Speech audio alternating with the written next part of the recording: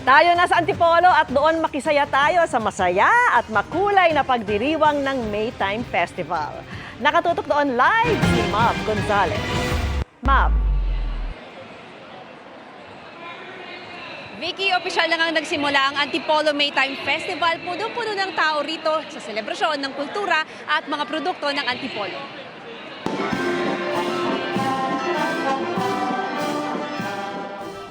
Mula Sumulong Park hanggang Inares Center, napuno ang kalsada ng makukulay na costume at maingay na musika ng street dance competition.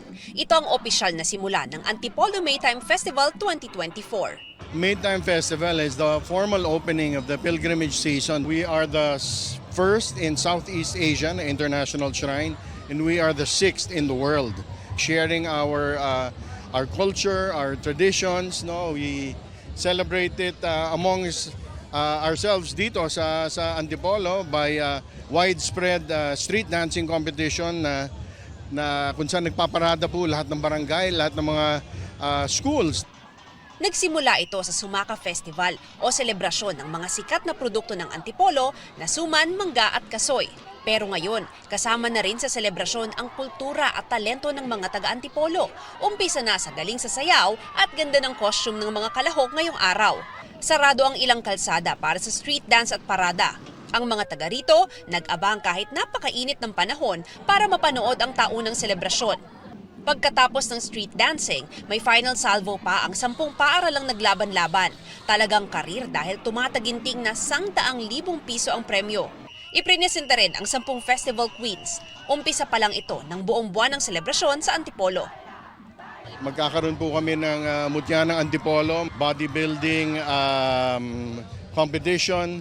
Meron kaming Ginuman Festival, hair and makeup competition. We also have yung fun rides ng mga cyclists. Ang dami po. This is a jam-packed month for us. Vicky, pwede pa humabol dito sa Inares Center dahil mahaba pa ang programa. Ongoing ngayon yung presentation ng costume ng Queen of Antipolo candidates at mamaya ang final showdown ng mga street dancers natin. Vicky? Maraming salamat sa iyo, Mav Gonzalez. Sa gitna ng init, bumuhos na ang binansagang Agua de Mayo o yung unang ulan ng Mayo sa ilang lugar. Pero bago yan, kani-kanyang diskarte ang marami para maibsan ang init. Nakatutok si Jonathan Andal. Oops, hindi yan ulan, bugayan ng water tanker ng Manila City Hall na binasa kanina ang mga kalsada sa Espanya, Quiapo at Binondo para raw bawas init. Ilang sasakyan niya ang tila bumabagal pa para magpabasa. Presko po, hindi po masyadong mainit. Pag sobrang init po kasi sir, parang nakakadoble po ng pagod. Pero may ilang motoristang literal namang nabasa. Okay lang. Dahil? Para di na rin mainitan. Pero ang binasang kalsada, wala pang isang oras, natuyo na kaagad. Effective naman siya kasi madali nung nawala yung init. Kumbaga parang lumamig. Sana araw-araw pag mainit, ganyan yung gawin nila. Beneficial naman po siya kasi sobrang init ngayon eh. First time to ginawa kanina ng lokal na pamahalaan dahil sabi sa kanilang forecast, aabot ang lungsod sa 45 degrees Celsius na heat index ngayong araw. Hanggat tumataas po ang index po natin, araw-araw po namin gagawin na po ito. Hindi naman po solid, naka-shower naman po, kumbaga parang misting effect lang po. Pero magtipid pa rin ng tubig, sabi ng Task Force El Nino. Na-appreciate po natin ang efforts ng mga LGU, pero critical po ang susunod na 4 na linggo in terms of water conservation. Bagamat sapat pa po ang supply ng tubig sa Angat Dam at sa Metro Manila, kailangan pa po nating magtipid hanggat hindi po humuhupa ang epekto na dulot ng El Nino. Kung ang gagamitin pong tubig ay yung wastewater o yung nagamit na sa paglilinis o pagbabanlaw, wala pong problema kung ito po yung ipang-spray sa mga kalsada. Wala po tayong recycled water po rito. Meron po sa malayo pa po, sabi po ng MMDA, nasa Marikina pa po. Prevention po kasi ang ginagawa natin, mabawasan po naman yung mga heat stroke patient po natin, tsaka yung mga nadidehydrate po ng mga motorista. Sa Delpan, Maynila, sa kalsada na naliligo ang ilan, gamit ang tila unlimited na tubig na galing sa tubo na nasa ilalim ng drainage. Kaya si Maylene, umaga hanggang gabi raw kung maligo rito dahil wala raw silang CR. Ilang beses ka ba naliligo? Walong beses. 8 beses sa isang araw? Ba't gano'n naman karami? Sobrang init eh. Animoy may resort naman sa Binondo dahil sa kabi-kabilang inflatable pool dito. Beat the heat daw. Ngayong may cruel summer. Sobrang init, kaya nag-ipon ako para makabili lang nito. Sobrang kasi talaga kainit, hindi namin kaya nasa loob. Kasi, Sa loob ng bahay? oo, kasi kahit na may electric fan ka pa, di mo kakayanin. Sa Tondo. Ang mga walang inflatable pool, kontento na sa batya at sa refrigerator na walang kaha. Basta mapreskuhan lang nagagalit pagka hindi siya nakapaligo eh. Napospon kasi yung swimming namin. Walang budget ko lang. Ito, mura lang eh. Magkano? 1,000 lang, tapos tubig lang. Sa Valenzuela naman, nag-deploy ng mga mobile shower para sa libre at preskong pagligo. Para sa GMA Integrated News, Jonathan Andal, nakatutok, 24 oras. Kaisa po tayo sa pagpupugay sa ating mga manggagawa ngayong Mayo 1. Bilang pasasalamat lalo sa mga halos buong araw na laman ng kalsada, sila naman ang sinurpresa ng GMA Kapuso Foundation. Sa gitna ng tirik na araw, pasan-pasan ni Eduardo ang inilalako niyang muebles. Hindi alintanang pagod at init, may maipakain lang sa pamilya. 300 piso ang kinikita niya sa bawat muebles na maibebenta. Minsan po, baraso ko namamanid. Araw-araw tuloy-tuloy po ang trabaho namin.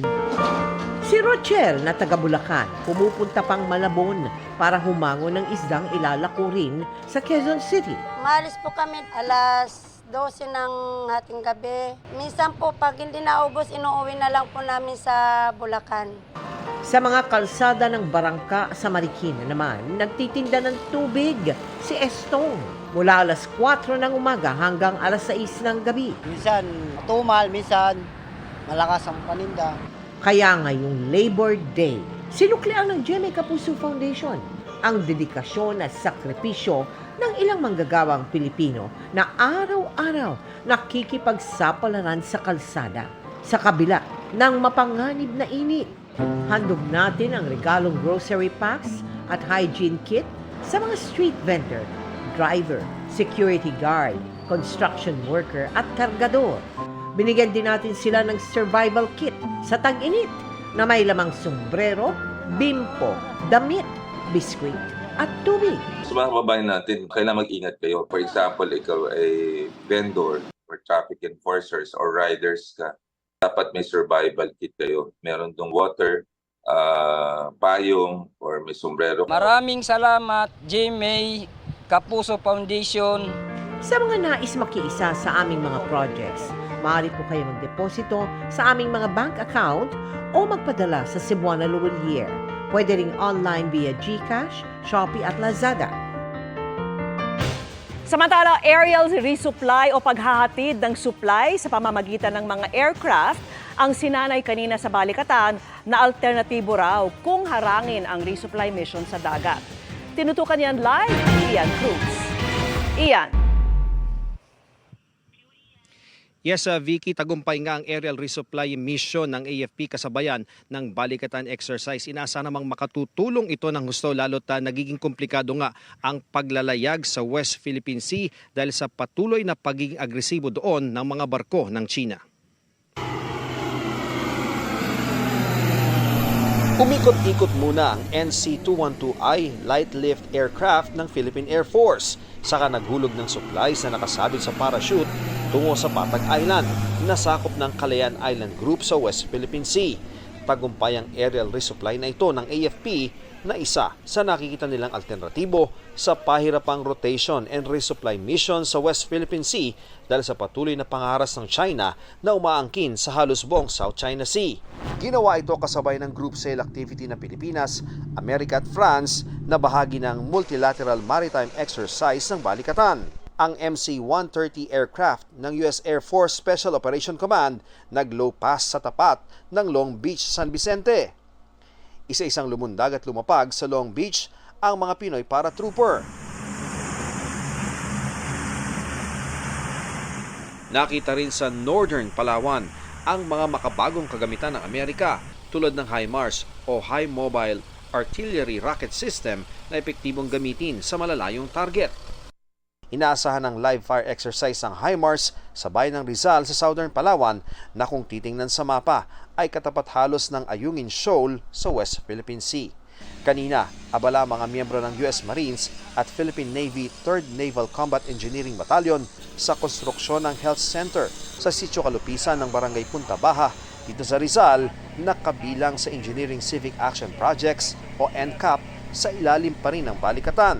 Maraming dalang tools ang mga sundalong Amerikano para sa construction ng isang health facility sa liblib na lugar dito sa Rizal, Palawan. Pero ang labis silang hinahangaan ang galing ng mga sundalong Pilipino na kahit wala raw gamit-gamit na mga tools, kayang-kayang diskartehan ang paggawa dito sa construction site.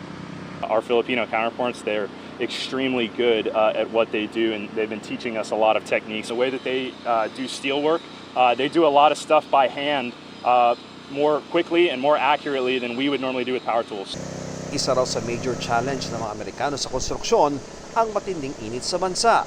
Inasang mabibiyayaan ng health center ang mga residente ng sitio kasama ang mga katutubo na hindi na kailangang bumaba sa bayan para magpagamot. Ang magbe-benefit po nito is 200 households, 90% po doon is mga katutubo or mga IPs. Hirap talaga kaya kung walang sasakyan, lakad lang kami punta sa baba. Pagkakataon din ng balikatan para sa mga sundalong Filipino-American na balikan ng kanyang Filipino heritage. Gaya ni 2nd Lieutenant James Estilore na tubong La Union at Cebu ang lolo at lola. I'm very fortunate. I'm very grateful that serving in the United States Marine Corps has brought me back here. Service is part of the reason why my family got here in the first place.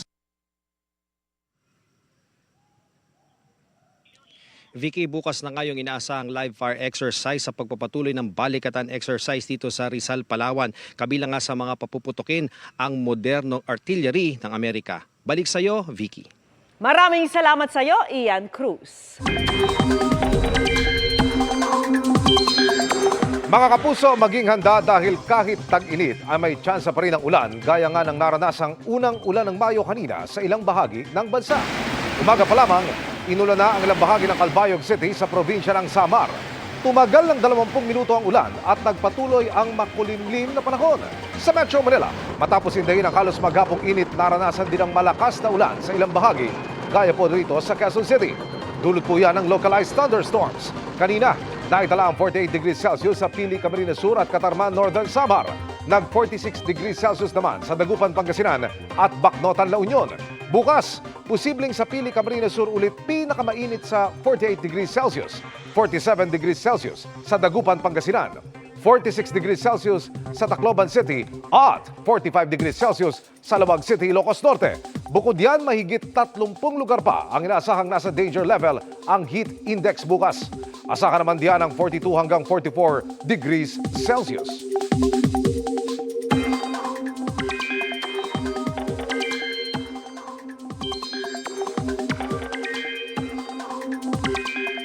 Pero gaano man kainit, base sa datos ng Metro Weather, may tsansa pa rin ng ulan sa Ilocos Provinces, Palawan, Sulu Archipelago at Soc-Sargen lalo bandang hapon. Sa Metro Manila, maligsangan pa rin pero mag-monitor ng advisories dahil posible ang localized thunderstorms gaya ng naranasan kanina. At kahit inaasahang titindi pa ang init ngayong buwan, posibleng may mabuo o pumasok na bagyo sa Philippine Area of Responsibility. Isa o dalawang bagyo yan ayon po sa Pag-asa. Sakaling matuloy, pwede itong mag-recurve o lumihis palayo sa bansa o di kaya'y tumama o mag-landfall sa Eastern Visayas o tumbukin din ang Southern Luzon.